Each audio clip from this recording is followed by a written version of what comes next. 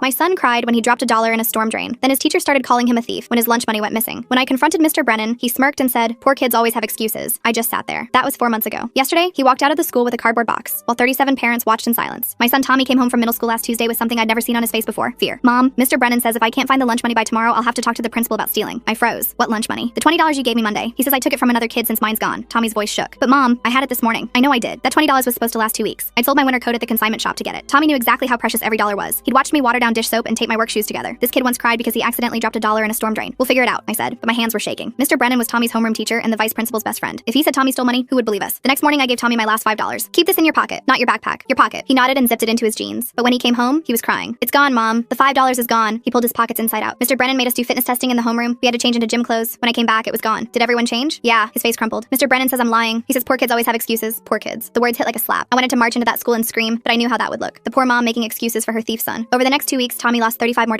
always on days when Mr. Brennan made them change for surprise fitness tests or leave bags outside for locker inspections. Other kids started avoiding Tommy. Someone's parent had spread the word that he was suspected of stealing. I started picking up extra shifts, destroying my back waitressing until 2 a.m. just to replace the money that kept vanishing. But it wasn't about the money anymore. Tommy stopped eating lunch even when he had money. "People watch me," he whispered. "They think I'm going to steal their food." Then came the day that almost broke us. I got a call at work from the school nurse. Tommy had fainted in PE. When I arrived, he was gray-faced on the cot. The nurse pulled me aside. "Mrs. Miller, when was the last time Tommy ate?" "He has lunch money," I said, confused. "He hasn't eaten lunch in 8 days. He tells me he's not hungry," but she lowered her voice. "Is everything okay at home? Financially?" They thought I wasn't feeding my child. My knees went weak. "He has money. I make sure he has money." That night, Tommy finally broke down completely. "Mom, I hide in the bathroom during lunch. Everyone thinks I'm a thief. Mr. Brennan told the other teachers to watch me. Even the janitor follows me around." He looked at me with hollow eyes. "Maybe we should just move. Start over somewhere." We couldn't afford to move. We could barely afford rent. But seeing my son disappear into himself, afraid to exist in spaces he had every right to occupy, something snapped in me. I called in sick the next day and parked across from school. When I saw Tommy's class heading to surprise fitness testing, I slipped inside. Their clothes were on their desks, just like Tommy said. And there was Mr. Brennan, going through pockets, methodically, efficiently, taking cash from jeans and tucking it into his designer wallet. My phone camera caught everything. Mr. Brennan, the teacher who drove a Tesla and wore $1,000 sneakers, stealing lunch money from kids who needed it. But here's the thing about being poor. When I took the video to the principal, he said it wasn't clear enough. When I went to the school board, they said I needed more evidence. When I posted it online, they threatened me with a lawsuit for defamation. Other parents started reaching out, 7 families, all struggling financially, all with kids in Mr. Brennan's homeroom, all missing money on the same days. But we were food service workers and house cleaners and single parents. Who was going to believe us over the beloved teacher who ran the robotics club? I finally called a reporter at the local news. She was interested until she learned Mr. Brennan's wife was the district superintendent's daughter. The story died. Meanwhile, Tommy got thinner, quieter. He stopped raising his hand in class, stopped trying out for things. "Why bother?" he said. "Everyone knows what I am." The breaking point came when I found Tommy's piggy bank smashed on his bedroom floor. $43 scattered on the carpet. His birthday and Christmas money. "For lunch," he said frantically. "So you don't have to work extra shifts. So you can sleep. So you can eat dinner too." My 12-year-old was trying to feed me with his birthday money because a teacher was stealing from him and calling him a thief. Inside me, a storm was brewing. So while he tried to pick up his coins, my mind started racing at 1,000,000 miles per hour. They thought they could rob my son for fun and get away with it, but that couldn't be further from the truth. I spent the next 3 days watching, not just at school, but everywhere. I followed Mr. Brennan to the grocery store where he loaded organic steaks into his cart. I sat in the parking lot of the country club where he played golf every Saturday. I documented his designer clothes, his expensive watch, the new iPhone he pulled out every few minutes. The other parents from our group started doing the same. Maria, whose daughter lost her birthday money, took photos of Brennan's house renovations. James, a night janitor at the hospital, tracked Brennan's weekend trips to the casino. We weren't stalking. We were building a case that no one could ignore. But Brennan must have sensed something. That Thursday, Tommy came home with a note. Mr. Brennan wanted a parent conference about Tommy's behavioral issues. The meeting was scheduled for the next morning, during my shift at the diner. Missing work meant losing tips I desperately needed, but I had no choice. I arrived at school in my best clothes, which weren't much. Brennan sat behind his desk in a suit that probably cost more than I made in a month. The principal sat beside him, arms crossed. Brennan started immediately, explaining how concerned he was about Tommy's pattern of dishonesty. He had prepared a folder documenting every supposed incident, times Tommy had been seen near other students' backpacks, days money had gone missing from various classrooms, a log of Tommy's suspicious behavior. It was all fabricated, but it looked official, professional. The principal nodded along, already convinced. I tried to explain about the video, about the other families, but Brennan smoothly interrupted. He suggested I was coaching Tommy to lie, that my financial stress was affecting my judgment. He recommended counseling for both of us. Then he delivered the real blow. If these thefts continued, they would have to involve Child Protective Services. The threat hung in the air like poison. They could take my son away. I left that meeting shaking. In the parking lot, I called Maria. Her daughter had been moved to a different class that morning. No explanation. James texted that his son was suddenly facing detention for dress code violations that had never been enforced before. Brennan was systematically targeting our children. That night, I held Tommy while he sobbed. He begged me to just pay Mr. Brennan, to give him whatever he wanted so it would stop. My beautiful, honest boy was willing to let a thief extort us just to have peace. I started recording everything. Every interaction, every incident, every penny that disappeared. The other parents did the same. We met in secret at Maria's apartment, comparing notes and building timelines. The pattern was clear. Brennan targeted the poorest families, the ones least likely to be believed or have resources to fight back. But we discovered something else. Brennan wasn't just taking lunch money. He was using his position to recommend his wife's tutoring services to struggling students. Services that cost hundreds of dollars and mysteriously never improved grades. He was running a whole operation, and we were just the latest victims. The next week, things escalated. Tommy's locker was randomly searched 3 times. Each time, Brennan claimed to find something suspicious. A pen that looked like another student's. A library book Tommy had definitely checked out himself. Brennan was planting evidence. Other kids started bullying Tommy openly. They called him Thief Tommy in the halls. Someone put a fake security camera sticker on his desk. During group projects, students would dramatically guard their belongings when he walked by. Brennan watched it all with a satisfied smile. I tried everything. I wrote letters to the school board. I contacted the teachers union. I even reached out to legal aid, but they said without concrete proof of theft, there was nothing they could do. The video I had wasn't enough. Brennan's connections protected him at every turn. Meanwhile, my son was disappearing. He stopped talking at dinner. His grades dropped. He asked if he could be homeschooled, but I worked 2 jobs. When would I teach him? With what materials? Brennan knew exactly how trapped we were. The breaking point came during Spirit Week. There was a fundraiser where kids could pay to throw pies at teachers. Tommy had saved coins from finding them on the street, excited to participate in something fun for once. But when he got to school, school, his money was gone again. This time, Brennan accused him of stealing from the fundraiser itself. The principal called me at work. They were suspending Tommy pending an investigation. 3-day suspension for a 12-year-old who had never been in trouble before. I had to leave my shift early, losing half a day's pay, to pick up my devastated son. How does someone become so mean to kids who already have so little? The way Mr. Brennan picks the exact families who work the hardest. Waitresses, cleaners, single parents. It's like he studied who would be easiest to hurt. That night, our parent group met again. We were all at our breaking point. Maria's daughter was having panic attacks. James's son refused to go to school. Another mother, Patricia, had started sending her kid with no money at all, packing just crackers for lunch to avoid the thefts. We knew we needed something dramatic, something that couldn't be ignored or covered up. That's when Patricia mentioned her nephew worked in IT at the school district. He had access to the security systems, including classroom cameras that were supposedly broken in Brennan's room. They weren't broken. Brennan had simply told administration they were, and no one had checked. Patricia's nephew couldn't give us the footage directly, but he could ensure the cameras were working for one specific day. We planned carefully. Each parent would send their child with marked bills, not just regular money, but bills with specific serial numbers we had recorded. We would photograph the money before school and document exactly where kids put it. Then we would wait. The day came. 7 kids with marked money, all in Brennan's homeroom, all documented. I kissed Tommy goodbye that morning, promising him this would be over soon. He looked at me with eyes too old for his age and nodded. I watched Tommy walk into school that morning, his shoulders hunched like he was carrying the weight of the world. The marked $20 bill was tucked deep in his front pocket, safety pinned to the inside. We'd taken photos from every angle, documenting the serial number, the pin, everything. By 10:30, my phone buzzed. Maria's text made my heart sink. Her daughter's money was already gone. The safety pin had been cut clean through. 10 minutes later, James reported the same thing. Then Patricia. One by one, our carefully marked bills vanished during Brennan's mandatory desk organization time, where students had to step into the hallway while he inspected their workspace for cleanliness. But something went wrong with the cameras. Patricia's nephew called her in a panic. The system had mysteriously gone offline that morning. A technical glitch, according to the IT department. No footage existed of Brennan's room during the crucial time period. I sat in my car outside the school, gripping the steering wheel until my knuckles went white. We'd been so careful, so sure this would work. But Brennan was always one step ahead. That afternoon, I picked up Tommy early for a dentist appointment. He climbed into the car with red-rimmed eyes. The $20 was gone, just like we'd expected. But worse, Brennan had pulled him aside afterward. He told Tommy that he was concerned about his escalating behavior and would be recommending him for the district's special behavioral program, a program that would put a permanent mark on his academic record. I drove straight to Maria's apartment. The other parents were already there, defeat written on their faces. We'd failed. Again. Patricia's nephew had been written up for unauthorized access to school systems and was facing suspension from his job. Someone had tipped off his supervisor about his willingness to help us. James slammed his fist on the table, making everyone jump. His son had come home with a black eye. Some kids had cornered him at recess, calling his dad a liar and a troublemaker. The playground monitor had been conveniently looking the other way. We sat in silence, each of us wrestling with the same terrible thought. Maybe we should just give up, transfer our kids, move away, let Brennan win. But then Maria's daughter walked in from school. She was clutching a crumpled piece of paper. Another kid had slipped it to her at lunch. It was a note from a student in Brennan's class from 3 years ago. The family had moved away, but the kid wanted us to know we weren't crazy. The same thing had happened to them. They'd tried to fight it. They'd lost. The note included something else. A name. Mrs. Chen, a retired teacher who'd worked with Brennan before he'd married the superintendent's daughter. She might talk to us. I found Mrs. Chen at the community garden the next morning. She was a small woman with careful eyes who studied me for a long moment before inviting me to sit on a bench between the tomato plants. She listened to my story without interrupting, her face growing more troubled with each detail. When I finished, she stared at her hands for a long moment. Then she told me about Brennan's first year teaching, how he'd started small, $1 here, $5 there, always from the kids whose parents worked multiple jobs, always the ones who couldn't afford to make waves. She tried to report it once. The next day, her contract wasn't renewed. Budget cuts, they'd said, but she gave me something valuable, a pattern. Brennan always escalated near the end of the school year. He'd push harder, take more, because he knew families would rather endure a few more weeks than fight a losing battle. And he always picked one family to make an example of, to show the others what happened when you pushed back. This year, that family was mine. I thanked Mrs. Chen and drove home with my mind racing. We had 2 weeks until school ended, 2 weeks to find a way to stop this. But Brennan was already moving against us. The next day, I got a call from my manager at the diner. Someone had phoned in a complaint about me, said I'd been rude, that I'd messed up their order. My manager knew it was false, but corporate required him to document it. A few more complaints and I'd be on probation. Tommy came home that afternoon with his backpack torn. Someone had grabbed it in the hallway, ripping the strap clean off. When he'd tried to tell a teacher, she'd brushed him off. Kids will be kids, she'd said. But Tommy had seen her exchange a look with Brennan afterward. Our parent group met again that night, this time at James's house. Everyone had a story. Maria had been randomly selected for an audit at her cleaning job. Patricia's landlord had received an anonymous complaint about noise from her apartment. James's supervisor at the hospital had suddenly started questioning his time cards. Brennan wasn't just protecting himself, he was actively destroying us. We were about to give up when Patricia's daughter spoke up. She'd been sitting quietly in the corner, supposedly doing homework, but she'd been on her phone, scrolling through social media. She showed us her screen, a TikTok video from a kid at another school. He was talking about a teacher who'd stolen from him. The comments were full of similar stories, kids from all over sharing their experiences. None of them mentioned names or schools. They were too scared, but the pattern was there. This wasn't just happening in our district, it was everywhere, and people were starting to talk about it. That gave me an idea. We couldn't fight Brennan through official channels, he had too much protection, but we could tell our story. Not to reporters or school boards, but to the people who might actually listen. Other parents, other kids, the ones who were going through the same thing but felt alone. I stayed up all night writing, not an accusation or a rant, but our story, how it started, how it escalated, how we tried to get help. I changed names, left out identifying details, but kept the truth of what was happening. The systematic targeting, the gaslighting, the way poverty was used as a weapon against us. I posted it on a parenting forum the next morning. Within an hour, it had 50 comments. Parents sharing similar experiences. Teachers admitting they'd seen colleagues do this but hadn't known how to stop it. By lunch, it had been shared to other forums. Someone cross-posted it to Reddit. The stories kept pouring in, but I'd made a mistake. I'd mentioned the Tesla, the designer clothes, the casino trips, details that were too specific. By afternoon, someone had figured out what school we were talking about. Brennan's name started appearing in the comments. My phone rang during my shift. It was the principal. He was furious. How dare I spread lies about one of their best teachers? He threatened lawsuits, restraining orders, immediate expulsion for Tommy. I hung up on him and immediately called the other parents. We needed to meet now, but when I got to Maria's apartment, she was crying. Her daughter hadn't come home from school. She'd called the office. They said she'd been picked up by her father, Maria's ex-husband, the one who'd lost custody 3 years ago, the one who wasn't supposed to know where they lived. Someone had called him, told him where to find his daughter, given him the school schedule. Maria was frantically calling the police while her hands shook. The rest of us sat in stunned silence. This had gone too far, way too far. While we waited for news about Maria's daughter, my phone buzzed with notifications. The forum post had exploded. Thousands of shares, hundreds of stories, but also threats. Messages calling me a liar, comments saying I deserved what was happening. Someone had found my Facebook profile and posted my work schedule at the diner. James grabbed my phone and started deleting everything he could, but it was too late. The internet had taken our story and run with it. Some people believed us, others thought we were grifters trying to destroy an innocent teacher. The truth was getting lost in the noise. Maria's daughter was found an hour later. Her ex had taken taken her for ice cream and dropped her back at school, confused about why he'd been called. He had no idea who'd contacted him. The police couldn't do anything since technically no crime had been committed, but the message was clear. Brennan could reach our children whenever he wanted. I pulled Tommy out of school the next day, told them he was sick. He sat at the diner with me, doing homework in a corner booth while I served coffee and tried not to panic. The other parents did the same. Empty desks in Brennan's classroom. Brennan somehow disabled security cameras, intercepted marked bills through safety pins, and got an IT helper suspended. This guy's running a more sophisticated operation than most bank heists I've seen in movies. A silent protest that nobody would acknowledge, but Brennan wasn't done. That afternoon, a social worker showed up at the diner. Someone had reported that I was keeping my child out of school without cause, that I was denying him education. She was kind but firm. Tommy needed to be in school tomorrow or she'd have to open an investigation. I wanted to scream, to explain everything, but I could see it in her eyes. She'd already been briefed. Another unstable parent making excuses for their troubled child. Nothing I said would change her mind. That night, I sat with Tommy at our kitchen table. We had 7 days of school left. 7 days of hell. I told him he could stay strong for one more week, that we'd figure something out over the summer. Maybe I could get a second job, save enough to move, start fresh somewhere new. But Tommy shook his head. He pulled out his phone and showed me something. A video he'd recorded at school. Kids in the hallway, whispering about the forum post, about Brennan, about how their money had gone missing too, but their parents hadn't believed them, or hadn't cared, or had been too scared to say anything. The video was shaky, recorded in secret, but the voices were clear. Kid after kid sharing their story. Not just from Brennan's current class, but from previous years. A hidden epidemic that everyone knew about but nobody discussed. Tommy looked at me with those two old eyes. He wanted to post it, to add to the conversation online, to show that it wasn't just angry parents making accusations, that the kids knew the truth too. I thought about Maria's daughter, about the social worker, about all the ways this could go wrong. But I also thought about Mrs. Chen, forced into retirement for speaking up, about all the families who'd moved away rather than fight, about the kids who'd learned that adults could steal from them and face no consequences. We uploaded the video together. Tommy's hands were steady as he typed a caption. No accusations, no names, just kids know more than adults think. We see everything. We remember everything, and we're not staying quiet anymore. Within minutes, his phone was buzzing with notifications. Other kids from school had found it. They were sharing their own stories in the comments, creating their own videos. A grassroots movement of 12-year-olds who were tired of being called liars. The next morning, I sent Tommy to school with no money, nothing to steal. But he walked in with his head high for the first time in weeks. He wasn't alone anymore. Half his class had seen the videos, they knew the truth, and they were watching Brennan with new eyes. I went to work expecting the worst, more complaints, maybe termination. But instead, my manager pulled me aside. His daughter went to Tommy's school. She'd had money go missing too. He'd thought she was being careless. Now he wasn't so sure. He told me my job was safe, that he'd handle any suspicious complaints personally. Throughout my shift, I kept checking my phone. The videos were spreading. Not viral, but steady. Parents were starting to ask questions. Teachers were paying attention. The narrative was shifting. It wasn't about one angry mom anymore. It was about a pattern, a system, a problem that needed solving. But Brennan was adapting too. When I picked up Tommy that afternoon, he told me about the new rules. No phones allowed in class. Random backpack searches for contraband. Anyone caught recording would face immediate suspension. The walls were closing in. That evening, our parent group met one last time. We were exhausted, scared, but also strangely hopeful. The conversation had started. People were listening. Maybe not the officials, not the people with power, but the community. The parents who'd been too afraid to speak up. The kids who'd been silenced for too long. We made a plan for the last week of school. We'd document everything. Every interaction, every incident, every small abuse of power. Not for the authorities who'd already failed us, but for the court of public opinion. For the parents who needed to know what was happening. For the kids who deserved better. Patricia's nephew, despite his work troubles, had given us one last gift. A list of every family whose child had been in Brennan's homeroom over the past 5 years. Contact information he'd pulled before losing his access. We divided up the names. We'd reach out quietly, share our story, see if others would share theirs. The response was overwhelming. Family after family with the same experience. Money missing, kids blamed, parents dismissed. Most had stayed quiet, moved on, tried to forget, but they remembered, and they were angry. By Thursday, we had statements from 37 families. Not official complaints, just parents telling their truth. We compiled them into a single document. No editorializing, no accusations. Just story after story of the same pattern, the same targeting, the same protection from above. I spent Friday morning formatting everything, making it readable, accessible, something that could be shared and understood. Tommy helped, his 12-year-old tech skills far surpassing mine. Together, we created something powerful. Not proof in a legal sense, but truth in a human one. As I drove Tommy to school for the last day before the weekend, I felt something I hadn't experienced in months. Hope. We might not win in the traditional sense. Brennan might keep his job, the system might protect him, but the community knew, the parents knew, the kids knew, and knowledge was its own kind of power. Tommy grabbed his backpack, that broken strap held together with duct tape. He turned to me before getting out of the car. His smile was small but real. Whatever happened next, we'd fought back. We'd refused to be silenced. We'd found others like us and stood together. The weekend stretched ahead. 2 days to finalize our document, to prepare for whatever came next, to steel ourselves for the last week of school, the final push in a battle we'd never asked for but couldn't walk away from. I watched Tommy disappear into the building, my phone already buzzing with messages from other parents, stories still pouring in, connections being made, a network of families who'd been isolated in their struggles now finding strength in numbers. Monday morning arrived with an ominous email from the school. Tommy was being placed on a behavioral contract. Any infractions, no matter how minor, would result in immediate expulsion. The contract required my signature before he could return to class. I drove to the school with the document our parent group had compiled tucked in my bag. 37 families, years of theft, all documented, but I knew better than to show it to the principal. Not yet. Brennan was waiting in the office when I arrived, that satisfied smile playing at his lips. He watched as I signed the contract, my hands steady despite the rage burning in my chest. Tommy sat beside me, shoulders hunched, accepting his fate with the resignation of someone who'd learned the world wasn't fair. But something had shifted over the weekend. The videos Tommy and other kids had posted were creating ripples. Parents who'd never spoken up before were starting to ask questions. Teachers who'd looked the other way were beginning to pay attention. That afternoon, Brennan made his next move. Tommy's desk was searched in front of the entire class. Brennan pulled out a calculator that belonged to another student, holding it up like evidence in a courtroom. The other kids watched in silence, but I heard later from Maria that several of them had recorded it on their phones, hidden under desks and in backpacks. Tuesday brought more escalation. Brennan announced a new policy for his homeroom. All students would need to empty their pockets at the beginning of class, for safety reasons, he claimed, to prevent theft. The irony wasn't lost on anyone, but the kids were learning too. They started carrying decoy wallets with fake money. They coordinated bathroom breaks so someone was always watching the classroom. They developed a system of hand signals to warn each other when Brennan was approaching their desks. Patricia's daughter created a shared document where kids could report missing money in real time. Within hours, it had dozens of entries, not just from Brennan's current students, but from kids who'd had him in previous years. The pattern was undeniable. Wednesday morning, I got a text from James. His son had found something in the school's online gradebook. Every student who'd reported missing money had received lower grades in Brennan's class. Every family who'd complained had seen their children's marks drop. It was subtle, but systematic. I spent my lunch break at the diner creating a visual timeline. Dates of theft, amounts taken, grade changes, behavioral reports. When laid out chronologically, it painted a clear picture of retaliation and control. That evening, our parent group made a decision. We wouldn't wait for the last day of school. We wouldn't let Brennan continue his psychological torture for 3 more days. We would act now. I stayed up all night preparing. Not angry rants, answer accusations, but a simple presentation of facts, screenshots of the kids' videos, the timeline of thefts and grade changes, testimonies from 37 families, Mrs. Chen's statement about Brennan's history. Thursday morning, I uploaded everything to a simple website. Nothing fancy, just the truth, laid out clearly for anyone who wanted to see it. I shared the link in the school's parent Facebook group with a simple message about concerns regarding classroom management and student property. The response was immediate. Parents who'd been silent started sharing their own experiences. Teachers from other schools chimed in with similar stories. The post was shared and reshared, not because it was sensational, but because it was familiar, because it resonated with something many had experienced but never named. By noon, the school's phone lines were jammed, not with reporters or media, but with parents. Tommy's turning middle school into a spy movie with decoy wallets and hand signals while parents build spreadsheets like they're preparing for the world's most boring revolution. Who knew fighting injustice required this much Excel? Angry parents, concerned parents, parents who wanted answers about why their children's lunch money had been disappearing, parents who suddenly understood why their kids had been coming home hungry. Brennan tried to maintain control. He held an impromptu assembly for his homeroom, lecturing about the dangers of spreading false information online. But the kids weren't buying it anymore. They sat in stony silence, some discreetly recording his increasingly frantic warnings. The principal called me that afternoon, his tone very different from our previous conversations. He wanted to meet, to discuss the situation, to find a resolution. I agreed, but only if the other parents could attend, all of them. Friday morning, the school parking lot was fuller than I'd ever seen it. Not just our original group of 7, but dozens of families. Parents who'd kept quiet for years, parents who'd moved their kids to different schools rather than fight, parents who'd believed their children were careless with money until they'd seen our documentation. The meeting was held in the cafeteria. Brennan sat at the front table with the principal and 2 school board members who'd been hastily summoned. His designer suit looked less impressive when faced with a room full of working parents who'd sacrificed to replace stolen lunch money. I presented our evidence calmly. No accusations, no drama, just facts, dates, amounts, patterns. The school board members grew increasingly uncomfortable as the scope became clear. This wasn't about a few missing dollars. This was about years of systematic theft from the most vulnerable families. Other parents stood up to share their stories. Maria talked about her daughter's panic attacks. James described his son's black eye. Patricia revealed how her family had survived on ramen for a week to replace stolen money. Story after story of children blamed, parents dismissed, families struggling in silence. Brennan tried to respond, to explain, to deflect, but his words fell flat. The evidence was overwhelming. The community had finally found its voice, and that voice was saying enough. The school board members huddled in whispered conference. The principal's face had gone pale. Brennan's confident smile had long since faded. The room waited in tense silence. Finally, the board president stood. She announced that Brennan would be placed on immediate administrative leave pending a full investigation. His classroom would be monitored. All grades would be reviewed. Any families who had documented losses could submit claims for reimbursement. But more importantly, she apologized. To the children who hadn't been believed. To the parents who'd been dismissed. To the families who'd suffered in silence. It wasn't enough. Could never be enough. But it was acknowledgement. It was a start. As the meeting ended, something beautiful happened. Kids who'd been keeping their distance from Tommy started approaching him, apologizing, admitting they'd known something was wrong but hadn't known what to do. The fake security camera sticker was peeled off his desk. The whispers in the hallway stopped. Brennan left the building carrying a cardboard box. His Tesla no longer a symbol of success, but of shame. Parents watched from the parking lot, not celebrating but witnessing. This wasn't about revenge. It was about protection. About ensuring no other child would go hungry while their teacher counted stolen lunch money. Over the following days, the truth continued to emerge. Brennan's wife quietly discontinued her tutoring services. The principal announced new policies for classroom monitoring and financial transparency. The district implemented mandatory training on recognizing and reporting suspicious behavior. Tommy returned to school on Monday walking taller than he had in months. His classmates greeted him differently, not as a thief, but as someone who'd stood up to injustice. He ate lunch in the cafeteria for the first time since the accusations began, surrounded by kids who finally understood what he'd endured. Our parent group continued meeting, but now in the open. We created a support network for families facing similar situations. We shared resources for recognizing financial abuse in schools. We made sure no family would face this alone again. The money Brennan had stolen was gradually returned through the district's emergency fund. It wasn't much to some, but to families like ours, it meant groceries, gas, dignity. It meant our children could participate in school activities without shame. I kept working my shifts at the diner, but something had changed. Customers who'd heard about our story left bigger tips. My manager adjusted my schedule so I could attend school board meetings. The community that had seemed indifferent had simply been unaware. Tommy started raising his hand in class again. He tried out for the science fair team and made it. He helped other kids create their own documentation systems, teaching them to protect themselves and each other. He learned that speaking truth to power was possible, even for a 12-year-old kid from a poor family. The other families began healing too. Maria's daughter started sleeping through the night. James's son returned to his confident self. Patricia's family shared a real meal together for the first time in weeks. Small victories that meant everything. Mrs. Chen sent me a card. Inside, she'd written simply that she was proud of us for doing what she couldn't, for refusing to be silenced, for protecting the next generation of vulnerable kids. As the school year ended, I thought about how differently it had concluded than I'd imagined during those dark weeks. We hadn't needed lawyers or reporters or viral fame. We needed each other. We needed courage. We needed the simple power of truth told collectively. Tommy and I still struggled financially. I still taped my shoes and watered down dish soap. But we'd learned something valuable. That poverty wasn't shameful. That being vulnerable didn't mean being powerless. That sometimes the smallest voices, when raised together, could topple the tallest giants. The last day of school, Tommy cleaned out his locker with a smile. No more hidden money, no more false accusations, no more fear. Just a kid looking forward to summer, knowing he'd return in the fall to a safer place. A place where lunch money was just lunch money, not a weapon used against the poor. That evening, I watched Tommy play basketball with neighborhood kids, his laughter carrying across the courtyard. He'd survived. We'd survived. And in surviving, we'd change things. Not dramatically, not completely, but enough. Enough to matter. Enough to make a difference. Enough to ensure no other child would endure what he had. The document we'd created became a template for other parent groups. The videos the kids had made inspired others to speak up. The network we'd built grew stronger. Change happened slowly, imperfectly, but it happened. One family, one school, one community at a time. Thanks for coming along while I tried to make sense of it all. Definitely one of those stories that gets your brain spinning. Like the video, it helps more than you think.